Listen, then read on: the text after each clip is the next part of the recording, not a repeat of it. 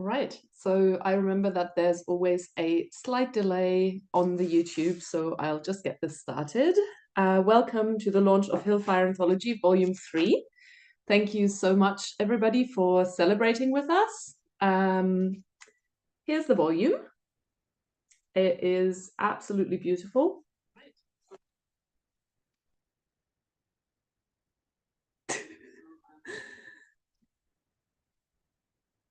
I just had to mute the YouTube because it was talking at me. Apologies for the slight interruption. Okay, so I won't talk for too long before we dive right into the readings, but there are a few thank yous that I really want to get through. Thank you to everybody who's here today. Really excited to share this with you. We're so happy to have this beautiful volume in our hands now, or like some of us do, some of us are still waiting for it to arrive in the post. We'll get all the copies sent out shortly. So thank you if you're here and you're supporting our event. We really appreciate it, and it wouldn't be worth doing this thing without people wanting to read our work. I also would really like to say a big thank you to Amos O'Connor, who has designed this and also done all the typesetting inside and made it so beautiful to read.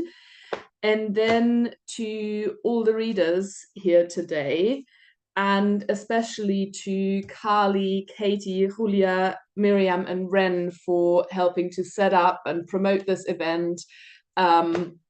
It's been a really hectic time. I always wear like 1,000 hats in the lead up to the launches, and I so appreciate the help and the support. It would really be almost impossible to do single-handedly. So thank you. Thanks so much. Right.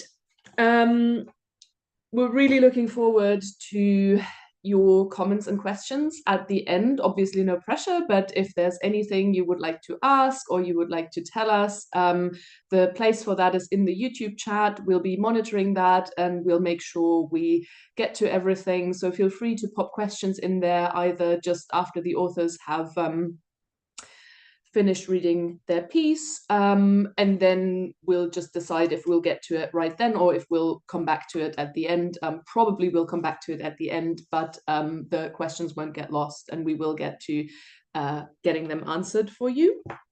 I think that's it. It feels so great to have done this for the third time. Like I'm saying this in the foreword, like it kind of, I know it's only 3, but it feels kind of significant. It's like 1 could be a fluke, and then 2, okay, we've done it again. But like 3rd volume, now it feels like, okay, we've got the hang of it. We're here to stay. Like we'll keep doing this, and I'm so looking forward already to doing it all again.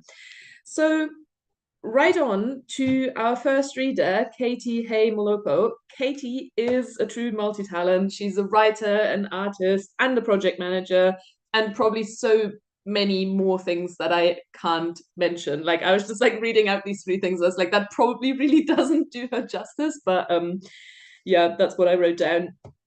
In her bio, she writes that she comes from a small town where the inhabitants are mostly trees, fish, and mosquitoes. And now she's back in that small town again, but she's certainly making big things happen from there. Like the story she's written, and I'm really looking forward to hearing you, Katie, read from The Art of Delivery. Thanks. Take it away.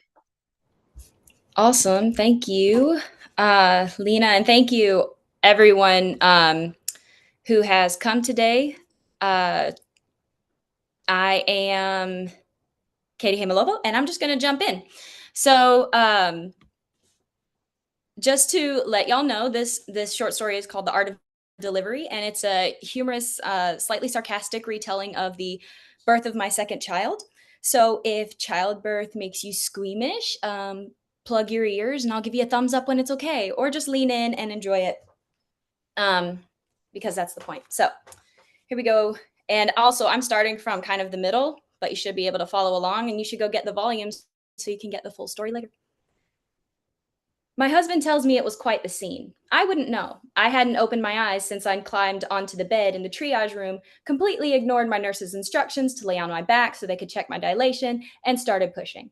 But my husband tells me that by the time they'd trundled me from the prep room into the room where we'd be staying, there were 5 nurses standing around me, each of them trying to be well prepared, relaxed, and ready to deliver the baby according to the plan that was falling apart before their very eyes. One nurse held the fetal monitoring belt, probably regretting asking if I'd wanted it wrapped around my belly. Another held a bag of fluids, the Pitocin that I didn't want or need, but that they had to give. There was a nurse holding paperwork, including the consent forms I hadn't yet signed, giving the hospital staff permission to do all the things they had insofar been unsuccessful in doing. And there must have been more things left in more hands, as there were 5 nurses anxious to perform their obligatory duties, and I've only specified 3. But then my waters broke and the baby's head popped out, and suddenly the room erupted with shouting. Push! Keep pushing! Time to get on your back, mama! Roll over! Don't breathe, just hold your breath, bear down and push! The head's been out for a minute, you need to push now, mama! Now, let's be clear about something. Professional medical advice is generally very helpful and not something you should ignore. For instance, if you love skateboarding but happen to live in a neighborhood peppered with hills and poison ivy, it makes sense to heed your doctor's admonition to wear a beekeeper's suit in addition to your standard helmet and elbow pads while ollieing in front of Mrs. Jacobs' house so you don't end up in the hospital covered in scrapes and hives again. Or if you're allergic to shellfish, it makes sense to submit to your doctor's vehement protest against entering the county's inaugural shrimp eating contest, even if your mother is the one organizing the event and it will be held in your backyard and your crush will be attending. Indeed, in light of that last bit of information, listening to your doctor makes even more sense because holding hands in the back of an ambulance with your crush only happens to people like my cousin Jeff, while you're likely to end up simply leaving the party with a swollen face and a big bill for anaphylactic shock. Clearly, you should listen to your doctor, just as clearly as that statement is about to be refuted using unless. Listen to your doctor, unless you're giving birth and it's clear that the commands ricocheting around the room are contrary to the commands pulsating through your body. Relax, breathe deeply. Take this moment to be still, let everything settle. You are safe, the baby is safe, you're almost there. Keep going, mama. We're not out of this yet, but we're so close. Be ready and let it happen. She's almost here. My husband tells me that when the panic commands started, he wanted to tell everyone to shut up. Strong language from a man who knows all the words to the Mickey Mouse Funhouse stretch break song. But then he saw my face was perfectly calm, and so he kept quiet because he knew that while pointedly ignoring every shred of professional medical advice hurled at me was doing nothing to soothe the nerves of my attending nurses, it was doing wonders to facilitate the healthy and safe delivery of our baby. And at the end of the day, that was what was most important. At the end of the day is a funny phrase, not because it is humorous, but because the end of this day was technically the very beginning of many things, including that day, which was a Tuesday. It was the beginning of our daughter's life outside the womb, a time in which she has already experienced a hurricane, being poked with a purple crayon, and the unfortunate midnight insomnia brought on by too much caffeine. It was also the beginning of maternity leave and the notorious fourth trimester, a time set aside for binging The Chosen and Young Sheldon and moonlighting as a milk machine. And it was the beginning of the telling and retelling of this same story over and over and in as many forms as we can contrive, knowing that the details vary depending on who's doing the telling and listening, and that while the significance of certain moments changes as life continues to be lived, the heart of the story remains the same. For, at the end of the day, no matter how explosive the entrance, how divergent the process, how frightening the quiet breaths in between, every one of us should do our best to remain calm because every story begins in the midst of another already ongoing, and there's simultaneously very little and everything in the world to be done about that. Thank you. Thank you, Katie. That was wonderful. I really enjoyed reading this. When I first read it, I was lucky enough to edit some of the work in this volume, and also then proofread the whole thing recently. And yeah, it just does it does what good memoir does, really. Like it really pulls you into the individual experience, but it kind of also transcends it. And originally I put you as first reader because I was like, oh, can I, liken this to publishing a book? And then I was like, no, probably we can't. Like, I think bringing new life into the world is a bit more intense than publishing a book, but it is like it does get pretty chaotic, and there are also people who have all sorts of advice for you that you should or shouldn't, heed. And yeah, I really, really appreciate it. And it's always extra special to hear the authors reading their work, especially as this is so personal. I absolutely loved hearing you read that. Thank you. And yeah, thanks for entrusting this piece to Hillfire Anthology Volume 3. So I'm seeing lots of lovely comments coming in, people saying they love your prose, and lots of people just saying they love it. And Julia saying she will reread this if she ever has to give birth. Yeah, I absolutely second that. Or do anything like that for that matter. Yeah, and oh, someone says, yay, Katie, love being there for Cholo's delivery. Yeah, so I'm sure we'll get more lovely comments, and I'll keep sort of catching up on them now and also in the end.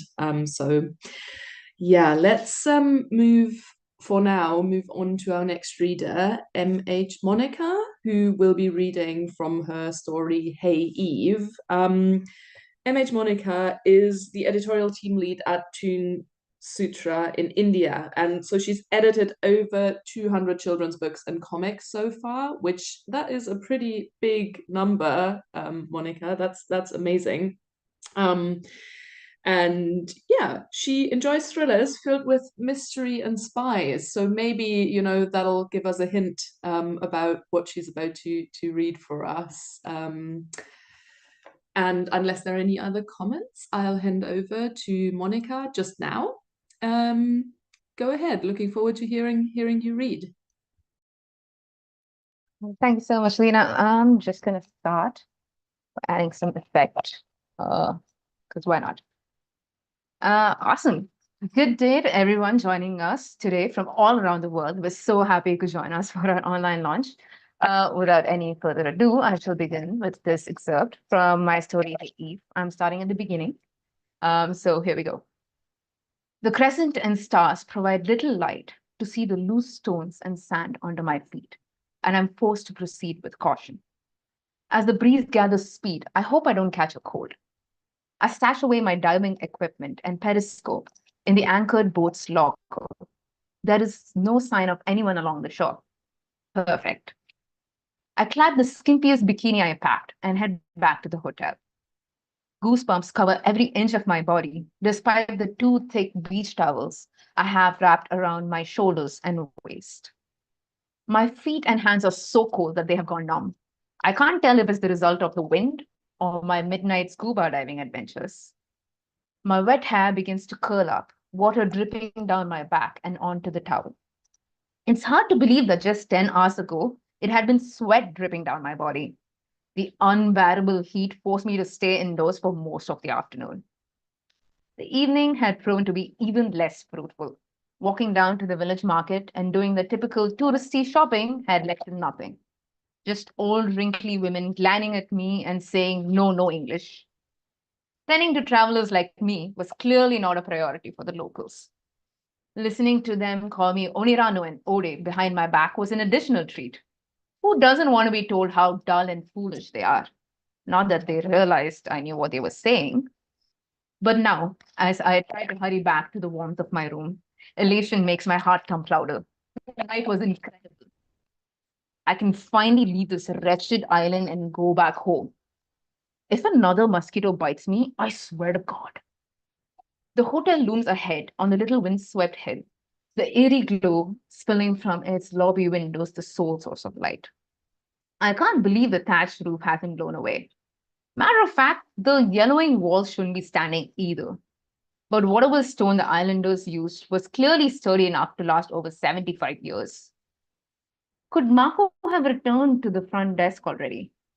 Better to go in the back. I can't afford to be seen, not tonight. Peering through the windows, I make my way. Some of the curtains are drawn, and the darkness inside the others doesn't allow me to make out a single thing. With a sigh, I keep going, trying not to slip out of my flip flops and twist my ankles as I edge forward. Nothing like the sound of squelching slippers in the dead of the night to slow down progress. I miss my sneakers. The key under the planter is missing. I feel my stomach lurch. What do I do now? Out of sheer hope, I push the back door and it creaks open. Huh, it's just one piece of luck after another tonight. Slipping in, I'm slowly closing the door behind me when something squeaks past my foot. In an effort not to scream, I shirk away and give an airy gasp as the rat disappears down the corridor. A loud click turns on the hallway light. I nearly jump out of my skin, but have the sense to loosen the towel around my waist so that as I turn, it falls to the ground, revealing my outfit. Marco stands by the switch, looking as unimpressed as ever. But I can see his eyes dart over my body, settling on the sheepish smile.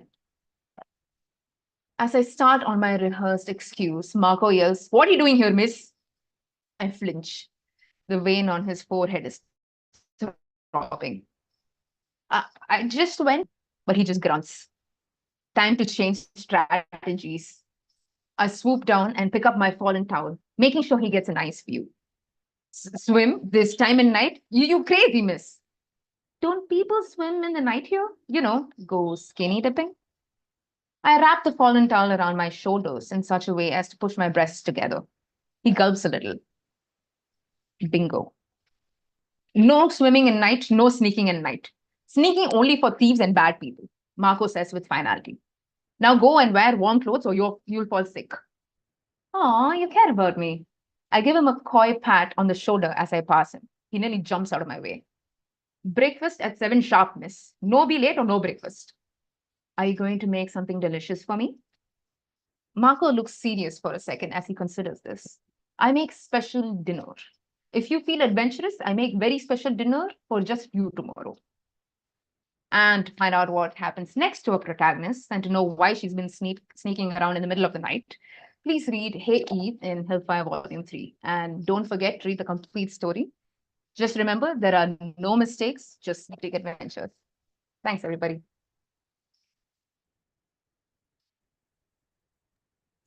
Thank you, Monica. No mistakes, just big adventures. I love that. Again, like this was so different having you read it. I absolutely loved how you did the voices. That was fantastic. Thank you. Yeah, and then the rest of the story is, well, we won't go into it, but it's also clever and it kind of slightly resolves what's going on, but maybe doesn't all the way. So yeah, you should absolutely go and read it. And we have pre-orders open already. And at the moment, we're doing free shipping. So just in case you needed any more arguments to convince you to actually get the book, that is definitely one that Julia has worked very hard on to make happen. So yeah, that is worth checking out. Okay, so I'm so glad it was fun to write, Monica. Yeah, Monica just said in our external chat that it was really fun to write the story, and that's what we're all about. That is just lovely to hear. Yeah, keeping the fun in the whole thing is one of my main ideas for Hillfire, like keeping the writing process fun, keeping the editing process fun. So I'm really glad if that's working. All right, so next up, we have Hannah Maria Vesta, who is a writer, reader, and editor. And I know she works at an educational publisher in Germany, editing English-speaking writing or like English writing for schools, which, yeah, helping, she says in her bio, helping German-speaking students access English novels feels deeply meaningful to her, and absolutely it is. Yeah. So, okay, how to introduce these poems? They are very poignant, very important, I would say, and you will hear that when she reads them. She will also, I think, introduce them herself. So I won't try and do too much of that. But what I would like to say is something that I'm also kind of saying in the foreword, which is that I think it's impossible to separate anything really, but especially your writing and your art from what's going on in the world politically. And these poems touch on that. And not to go into a lot of the individual issues, but protests, like we really need to watch how the right to strike and protest is being curtailed in many countries, especially in the UK at the moment. And this is like with sneaky little rules at first that make it easier for people to get arrested at protests. And this is very worrying because so many of our human rights were won in protests, through making some noise, and we need to do everything we can to preserve that. And that's all there is. And we need, art to kind of make that happen, show where we can make a difference, but also to offer us an escape. So I'm so glad we have different varieties of that in this volume. Like we have art that really, makes you consider these things, and we have art that provides some respite from what's going on, and that is so necessary to kind of keep up our strengths so we can actually do it. I can just see Monica's cat. Oh no, it's a dog. No, yes, dog. Oh, very cute. I don't know if you can see it on the Zoom, but just walking around Monica's shoulders, being very, very sweet. Okay, so I will hand over to Hannah Maria to introduce her poems, and she will be reading today from Secret Agents. Or no, she will not be reading from them. She will be reading them because they're poems, so we actually have space to read the whole thing. Secret Agents. And in June of 2023, the editor considers all the people she has rejected over the years. Really excited to hear you read these poems, Hannah. Thank you. Thank you so much, Lina. I was happy to be introduced by both you and the dog. I feel honored. And yeah, one of the poems, as Lina has hinted, is very much a political poem, but I am going to start us off with the escapist one, or rather, I would call it a love poem. Like you've already said, literature and poetry and writing are so important. And being an editor, I love my job. I have this great job, which is my first full-time job. But what comes with that is also a lot more sitting than I used to do, and also a lot more reading in my free time outside of work. And I was frustrated a little bit with, reading at my job. And sometimes it's a time to be working at a full-time place when after you've studied and lived your life a little bit more freely. So this poem is about me finding my way back to loving reading. And I also put in my bio, I think, that I love charades and plays and playing. So this is going to be a little bit interactive for you. We're just going to try this out. This might fail spectacularly, but we're going to try it out, which is I'm going to post a link in the YouTube, and you guys who are watching, you can open this link now. Don't start, don't hit play yet, but I'm going to give you a cue, and then you can hear me read while at the same time having a little background music. And then I'm going to tell you to stop the recording at the appropriate time. But yeah, let's see how it goes, guys. This poem is called Secret Agents.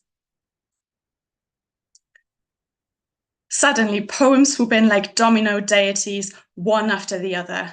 Andrea Gibson, Mary Oliver, Eileen Miles. The wind unleashes masterpiece after masterpiece. They spread me out like dough, breathe me into my body. Like an unstoppable wave, they are everywhere, ready to sneak into everything. Poems as secret agents. Cue secret agency tune. Hit play now, please. Give you a second. Couplets quadruple at the gym as perfectly pronounced, carefully piloted podcasts. A comic soaks the audience in light, in verse, and lifts me into cozy armchair at night. I witness the unexpected while I fall asleep as sitcom characters raise their rhymes. End music. Even when the swelling of my hip wanders to my chest, I keep turning the burning spine. The words, they bend genres and me. They are the point, make body free. They are the point. The point is me. They are the point. Yeah, that is my first poem in this anthology. And yeah, I hope that was fun for you, as much fun as it was for me. And swiftly moving on to the next poem, or rather, before I move on, I just want to say this is also a concrete poem. So there's a lot happening on the page. So you better pre-order that book to see how it's actually edited. Lena is holding it up, but I think I'm highlighted right now and I only see a blank page. That's fine. Thank you though, Lena. Okay. So I will swiftly move on to the next poem, which is a bit darker in tone, and just quickly to explain some basics so you can follow me, especially our international audience. As I said, I am an editor. What this entails is that I annotate books, which means that I explain single vocabulary words like to run, to keep it easy, or to obfuscate, or something like that. That's my basic job, and it did sneak into this poem in terms of form. And then I want to explain very central initialisms or acronyms that I'm using, which will tell you, how grim of a poem or grim of a subject matter this is. Because the first acronym is AfD. It's a German right-wing populist party. It stands for this party. And yeah, this is a German party, right-wing populist party that is actually being elected right now. It's getting votes. And then the second acronym is CEAS. This is the current European Asylum Program, which should enable people to reach safety, but rather it's also rather making it more difficult a lot of the time. So these are the two, AFD and CEAS. And this is how the poem goes. In June of 2023, the editor considers all the people she has rejected over the years. I stand in the kitchen, reluctant to chat with my flatmate, stomp about the protest against CEAS, predictable, preventable crime that steeps us in blood all over again. Stunted, staccato, I annotate books put to withdraw from something, to recoil, to flinch into vocabulary quizzes. The milk boils softly, almost. My brother called me last Sunday. He seemed serious and in the midst of definition. On Saturday, my friends and I, exhilarated into drag, ate up gayness as belongers, transformed into free breathers and lovers. We strutted. But we may be props in AfD propaganda tomorrow. It signified to be so young, so torn, steaming, stirring. I annotate, resist, repeat, defy. As 1933 goose steps between our teeth to grip the centric spine. We are free yet. I tell my brother, finally. Thank you.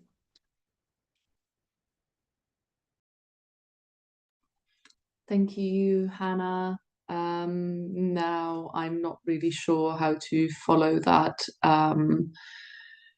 Yeah, particularly I know your brother is younger than you. I have younger siblings, and I just love that line, in the midst of definition, just to sort of, he seemed serious, and in the midst of definition, just to bring it back to the writing for a second. And then I think on the political side of things, I don't really have anything to add other than the European elections, EU elections are coming up, and please vote. Please vote. And also, studies have shown that protests close to elections really make a difference. So if it's your thing, and if there are any protests happening nearby and you can safely do so, please consider participating. Also, if you're in the geographical region that this is relevant to the EU elections. I don't want to sound like they're relevant to everybody, but yeah, just however this applies to your life, just if you can, don't be silent. Yeah, I guess that's how I want to follow this up, and also by saying thank you for writing this poem. It's like always something that I try to include in the forewords, and it always feels super important to do. And whatever I write, it always feels slightly inadequate, because you just can't address everything, and you can't address everything adequately. But I think in this case, saying something at all is more important than saying something perfectly. So that's what I try to do. Yeah, and that's it. So next, we will come to Julia Guillermina reading from her story, and the title is a winking smiley face. So I don't know, like maybe you have a way that you would like your story title to be pronounced, and then you can tell us before you start reading.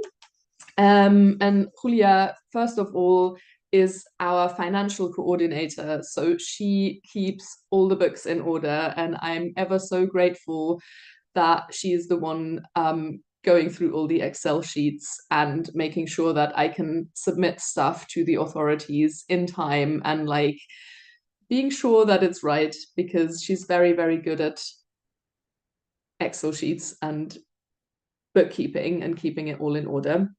And she's also, devised the plan, like sort of made sure that we're selling copies through the web page, because for us it's like super special. We sell a lot of copies in Edinburgh bookshops, and big thank you to all the independent bookshops in Edinburgh who support us. It's so appreciated. Like, it's so special to see your book on a bookshop shelf, and it might reach people there that it wouldn't otherwise reach, like people that are not connected to us.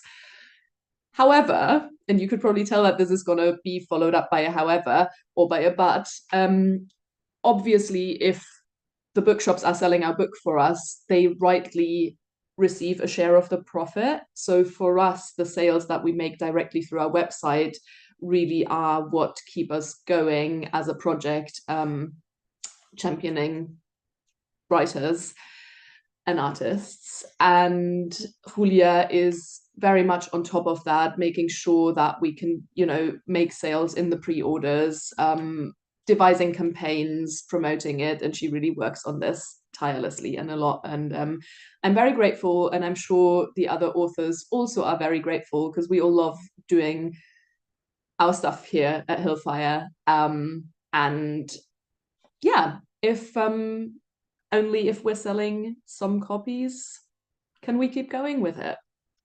So thank you, Julia. So, okay, she writes in her bio that she is restlessly writing, teaching, drawing, dancing, singing, reading, learning, chatting, gardening, crying, walking, and having fun. She does all of this and more between her two home countries, Spain and France, and she had a chance to live in Edinburgh for a year, where we were published together, which I really love, in From Arthur Seat and also in the Together anthology. And yeah, since the beginning, like she's been part of Hillfire from the beginning, and some of her creativity ends up on her Instagram. And that's at Julia Guy. So maybe you can pop that in the chat when you're done. And I will just hand over to you now to read from your story. Thanks, Julia.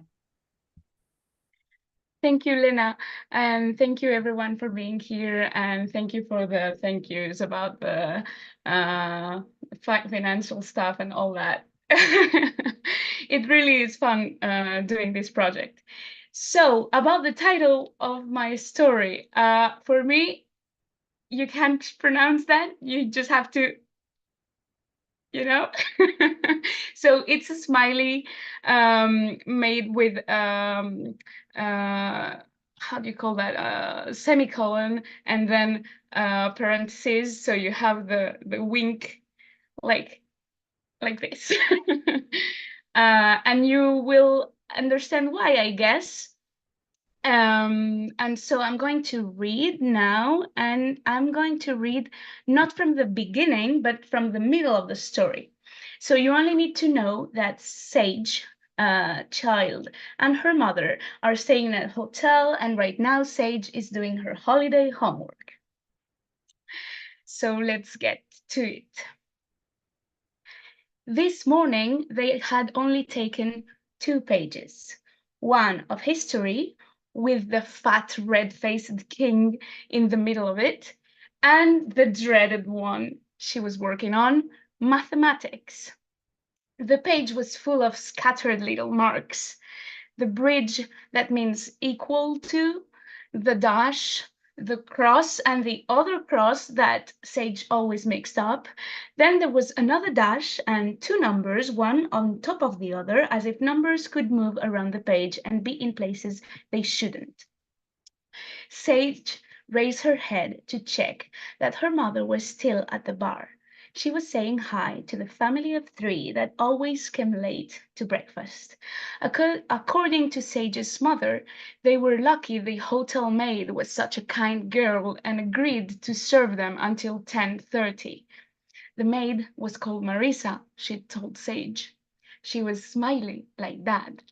She'd said, "Everyone's allowed to be late on holiday," with a wink, as if it were a secret they could hide from Sage's mother.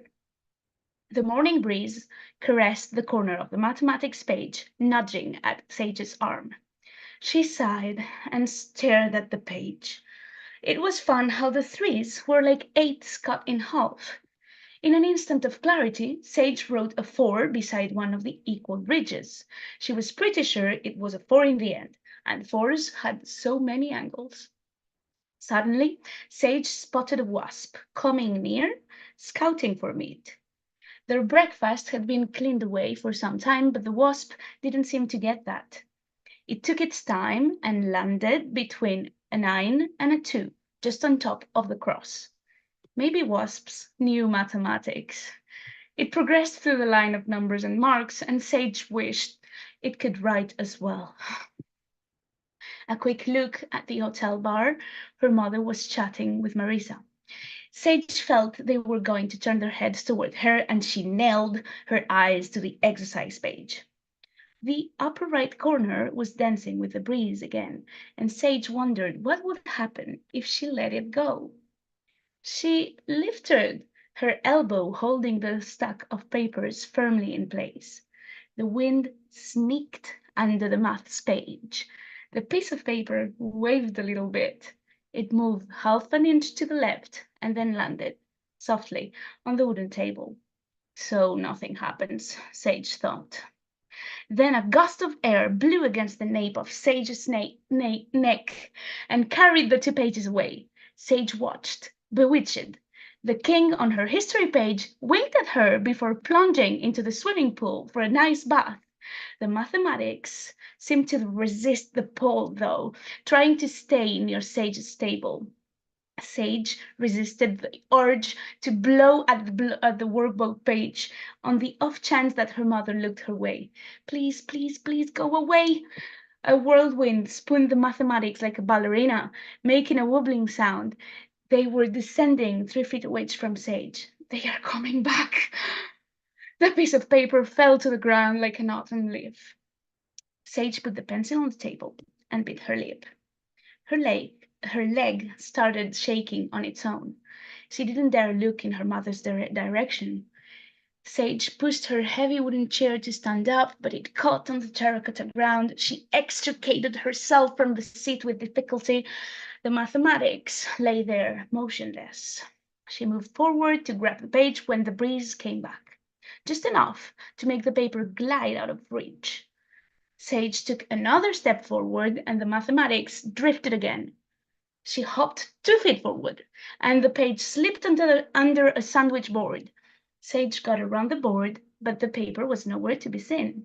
She circled back and bypassed the board again. Nothing. But it had to be there. Had it gone under another table? She crouched down and took a look. Nothing. Maybe the wind had taken it further away.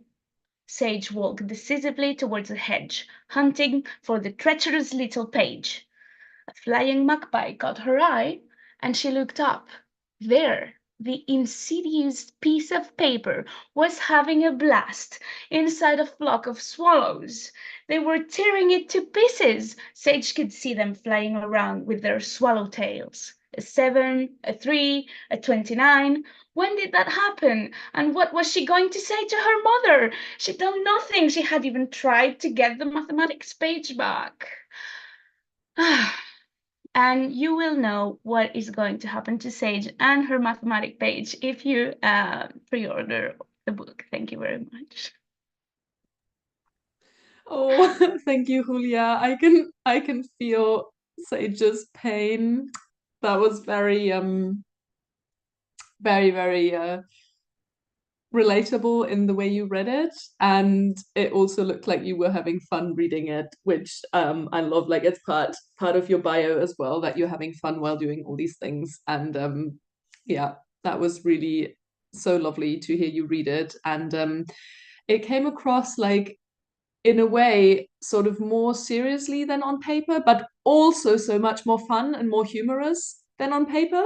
So yeah, there's just nothing like hearing an author read their own work. At the peril of repeating myself, I will keep repeating that, because that's just always what strikes me most at these events. Yeah, thank you for that reading, Julia. And next up, and this is already our last reader for today, because unfortunately some of our readers were planning to make it but aren't feeling well, which is a real shame. But I think we have, like, with these 5 readings, we have a really good evening together, and it feels very rounded. And I'm really looking forward to this next and last reading by Malina Shamsuddin. And the story is called The Huff Puff Hustle. And if you've joined us for the launches of Volume 1 and Volume 2, which, by the way, I remember Julia had on her shelf in view while she was reading, so that was a really, really nice touch. I don't think people on YouTube can still see it, but maybe you spotted it, while Julia was reading. Yeah, so if you've joined us for the launches of these earlier volumes, or if you've read the volumes, then you will know that Malina has stories in them that are also set in the dark forest. And I think that's where I'll leave it with introducing the story, because it's just really good to dive in and hear it. Malina identifies as a storyteller. She writes in her bio that her grown-up stories started in journalism, then public relations for an agency, multinational, and now for a non-profit. When not on the hunt for the perfect flat white, this Malaysian can be found grazing on crafty reality TV, talking to dogs, or browsing the children's section of a bookstore. Yeah. I'll just hand over to Malina to read from The Huff Puff Hustle. Thank you so much, Lena, and also to the entire Hillfire team for giving my stories a place to grow up and live. So just a little bit about me. I've always been fascinated by fairy tales because I find they reflect societies at a point of time. So my thinking is, what if all these fairy tales could take place in the today now? So I also like to see if I could offer a sort of redemption to the traditional villains of stories, because they're not necessarily all that bad, I don't think. Maybe they just have a bad rep. So today my story is inspired by the Three Little Pigs and a big bad housing developer. So here's a modified excerpt from the very beginning, where a harassed legal aid counselor has had to come in early to the office to meet a new client by the name of Mr. Ham. So here we go.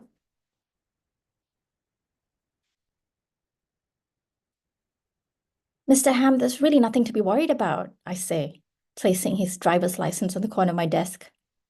The meeting is a formality to clarify the client's issue on record, so I may share the best legal aid options the Dark Forest community may provide.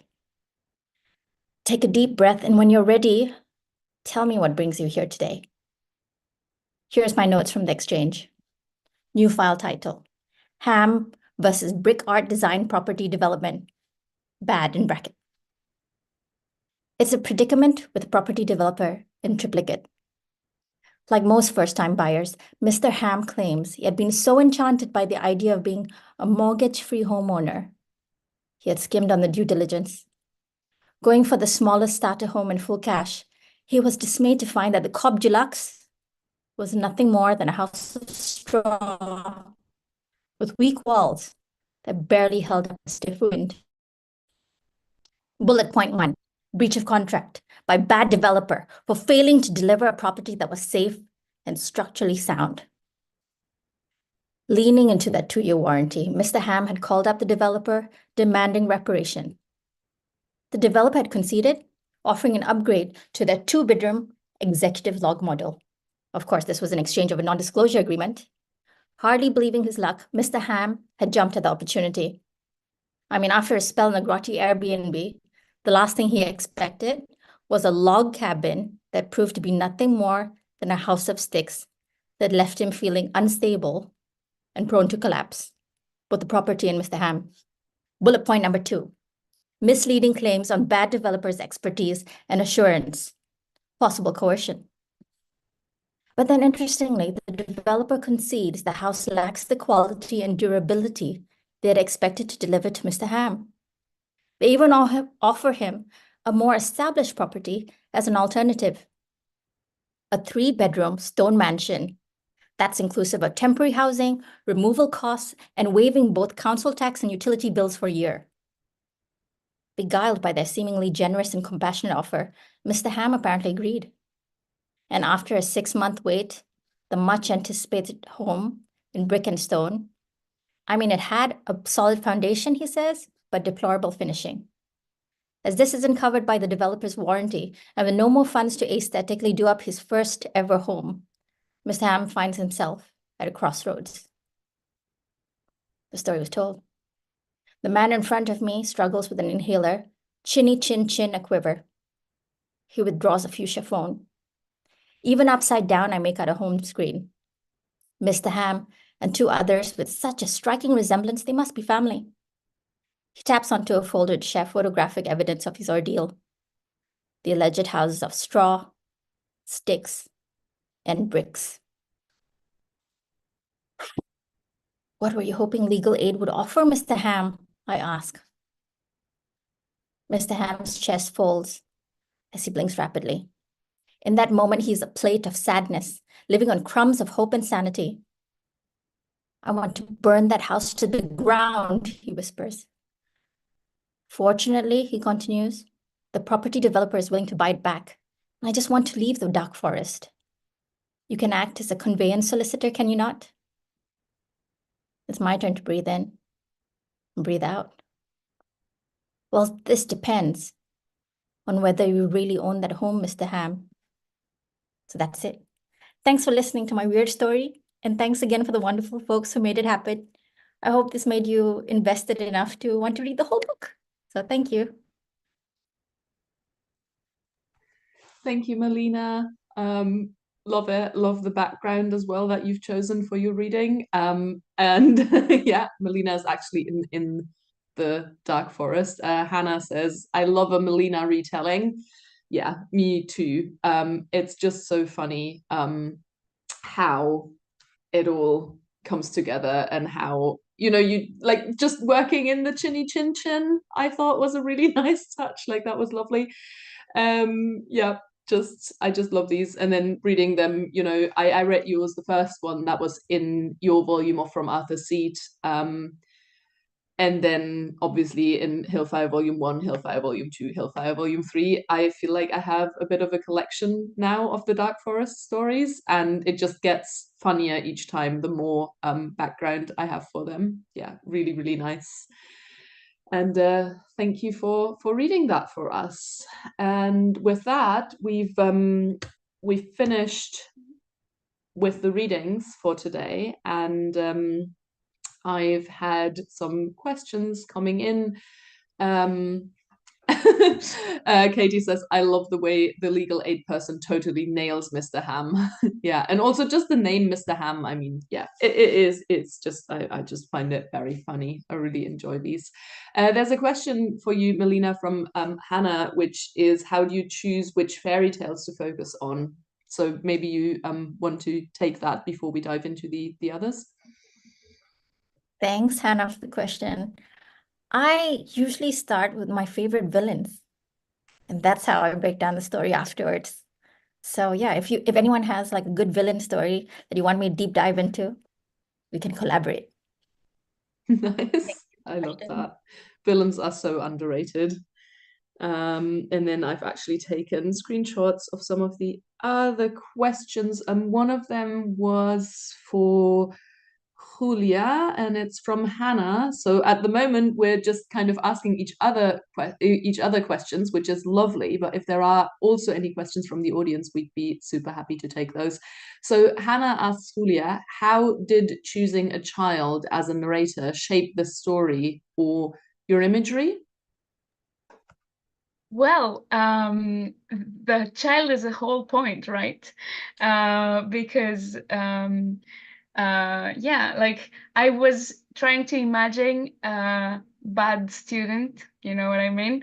I'm a teacher, so I have those, and so it was funny to try and put my head into the head of this little girl that is totally inspired from a little girl that I saw in a holiday, and I'm the family of three, like, you know, they spot.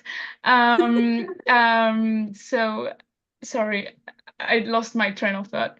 So yes, when I was a kid, I was really good at mathematics. I was really like, I understood that so easily.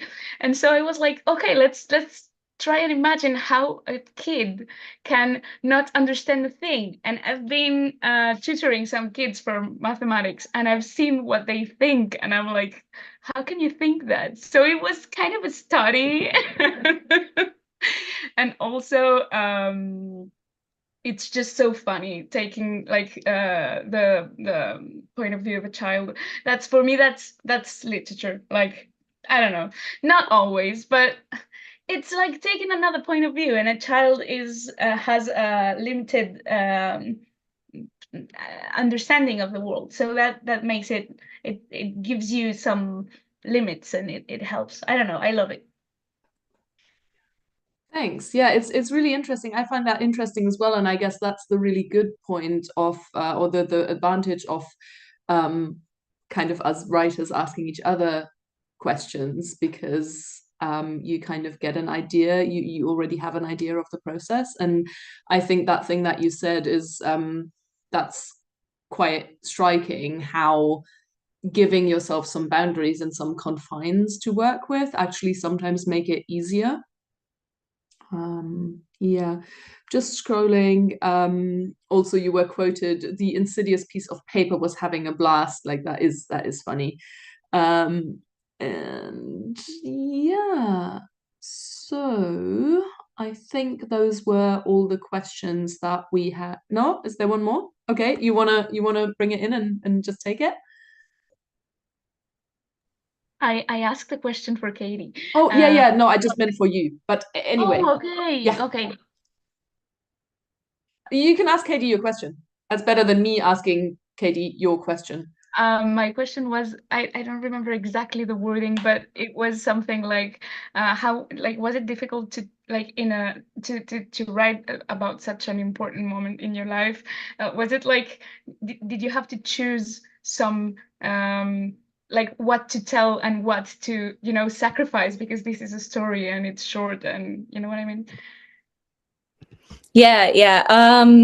Thank you for your question, Julia. And I think that when I wrote this, I actually wrote this piece while I was on maternity leave.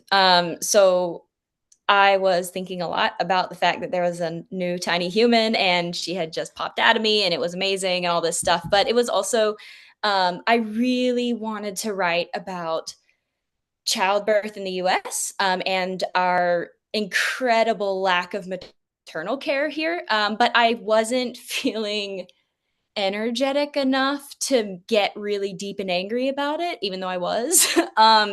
And I knew that I had a limited amount of space. So we limit our short stories to about 1,500 words in our Hillfire volumes to give everyone kind of an equal or similar amount of space.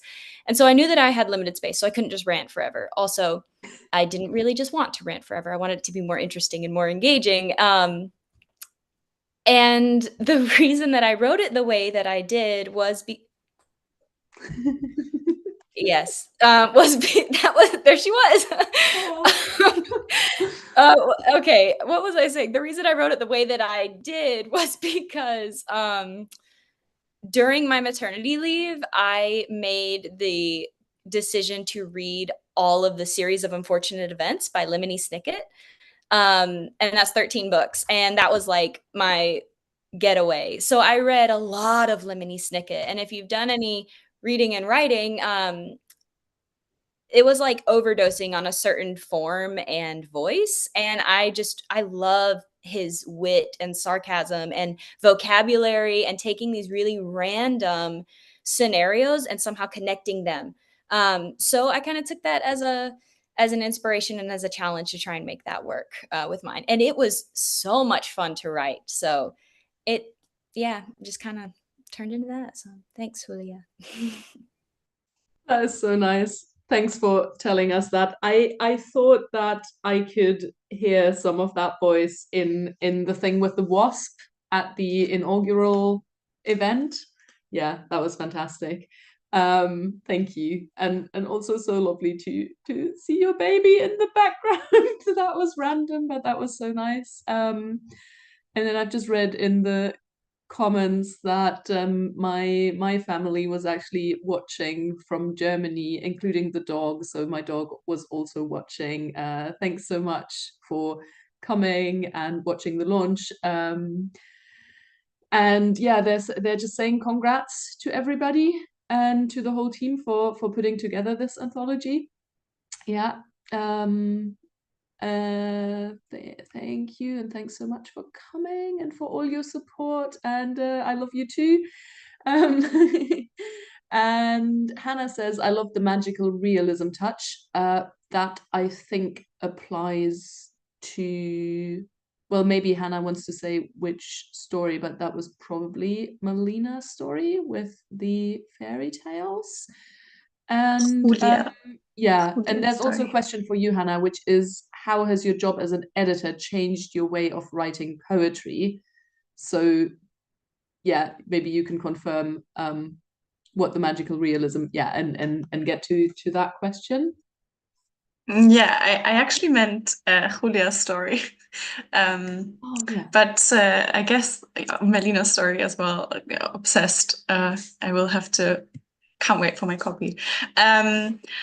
Order now. Yeah, the question.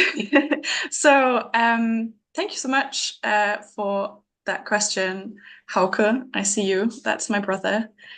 Featured in a poem and now in a question. So that's complex. I would say in terms of form, you have seen that now in one of the poems. So it changes how I think maybe of poetry. And then I will have to say, just from a realistic standpoint, I make money now and I'm able to write more. So that is a very real, concrete consequence of me being an editor. And also, I am an editor who's also a project manager. So I constantly read and search for books. And I am so grateful because it's eased my way back into reading, as difficult as it has been in the beginning, because I always feel a bit of pressure when I read. There's a blog post on our website on that, by the way, if you want to check that out. So it sort of allowed me to fall in love with reading again, and reading really helps produce more writing too. I mean, I think anyone here would confirm that. The more you read, the more you feel you want to contribute. I think I forget which poet said that now, but like to the lake of writing, like you just want to build that river that flows into the giant lake of amazing writing that is out there in the world and do your little tiny bit. So yeah, I think that's how I would phrase that at this very moment. Yeah, thank you. Thank you. Thanks. Okay, are we all ready? Oh, we have one more question that I'd actually also taken a screenshot of, but somehow would have missed out now if Katie hadn't put it in our external chat. Thanks, Katie. So this is a question from Hannah for Monica. So Monica, how did you come up with the title? When do you usually decide? And what a story should be called? And then also considering your editorial experience. Okay, so to begin with, let me just say that Hey Eve, I did have my doubts about the title. I remember asking like several friends, I asked a lot of editors at Hillfire, are you guys sure that this title's fine? I remember giving them options like any of these titles in case you want an alternative, and they were like, no, Hey Eve works. So I did have my doubts, but when I first wrote the title down, what had happened was I was actually writing. So if you read the entire story, there's like a letter or an email at the end of the story. So I'd written that first before I wrote the actual plot. So I'd written this email. It's a complicated email. So if you get the book, you'll be able to know a little bit more about that email. So when I first wrote the email down, the first words were "Hey," because the protagonist is writing this email to a person called Eve. And that's just the first two words that I'd written for the story. So I thought, okay, fine, I'll just temporarily make this the title, is what I assumed at that point. Clearly, that had not been the case. It landed up being the permanent title in the end. In case of the other stories and titles in general, when I'm writing or when I'm editing stories, so a lot of the stories I've worked on were children's stories. So I try to keep it simple because it's for kids. I generally just end up picking like the protagonist's name and try to use alliteration or like rhyming, just make it sort of fun. Or I pick something significant in the plot and try to like work that into the title. But I think the main part is that I just try to find something eye-catching, I guess, something that'll just draw up one's attention and just make that the title. For instance, in a couple of stories that I've written in the past, one of the stories was called The Junkyard Club or something, which for a child is just fun. It's just interesting. So you just pick whatever draws their attention and just put that as the title, I guess. So yeah, thank you so much, Hannah, for that question. And thank you for the rest of the Hellfire team. You guys are the best, and I can't wait for season 4. We'll send it out to you very, very shortly. Yeah. Yeah, Hannah says, I love it actually, because it makes me so curious, the title. And I actually feel the same way because it has these sort of biblical connotations for me. When I read Hey Eve, I was like, is this going to be like, how is this going to apply? Yeah, and I'll leave that for everybody to decide if it actually applies or not. But it did definitely make me curious, especially because it's kind of like, yeah, very informal address. Yeah, and I think with Eve, another interesting thing is when I was writing it down, it was very random picking the location. So I've I believe what I did was I simply opened the map on my phone, just sort of turned it and just picked a spot. I was like, that's the location. So a lot of the context and the setting sort of just came about randomly. So there are a lot of random things about the story.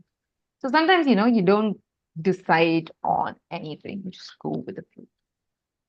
It's fun that way to just write randomly. Yeah, thanks. Hannah says biblical, but also in a text because it has kind of text message vibes. And Hannah also asked, can you link some of your stories maybe on Discord so we can check them out? Like if there's any that are okay to link publicly, obviously feel free to link them in the YouTube. And also we've put a recommendation in the chat on YouTube about Hannah's blog post, and actually there are a lot of really cool posts on our blog now at hillfirepress.com. You should be able to find the blog easily, or you can just click on the link in the chat. I've got a question from Melina for Hannah. I love how your poems are shaped in print. How do you merge the design to reflect the words? I absolutely agree. I wish I could show you the design better, but I guess you'll just have to buy our book to see it. I will, so if you have any more questions, now is the chance, because after we've heard from this question, I will start wrapping it up. So thank you so much to everybody who's contributed to this discussion, and I'll just hand over to Hannah to talk about how she merges the design of her poems to reflect the words. Thank you for this question. Good question. How? I don't know. I think when I started off writing, I wrote more classically. And then I guess once you start to play, it's kind of difficult to stop. It's so much fun. And I think with this poem in particular, I was having fun with it because it's supposed to reflect how much fun, seeing poetry and everything can be. And so I wanted to sort of do that. And I guess the imagery that was already picked up upon, I think, if not in the YouTube chat, then in our little private chat, is the flying one. Like I have flying imagery and I have wave imagery, like water imagery. And I wanted to convey that because I feel like this idea of something, I didn't do that consciously now that I think of it, but the idea of something surrounding you is such a beautiful thing. So I guess I wanted that the writing and the content and how it sort of is a love poem to writing and how writing and poetry encapsulates you and can surround you. I wanted that to be reflected on the page.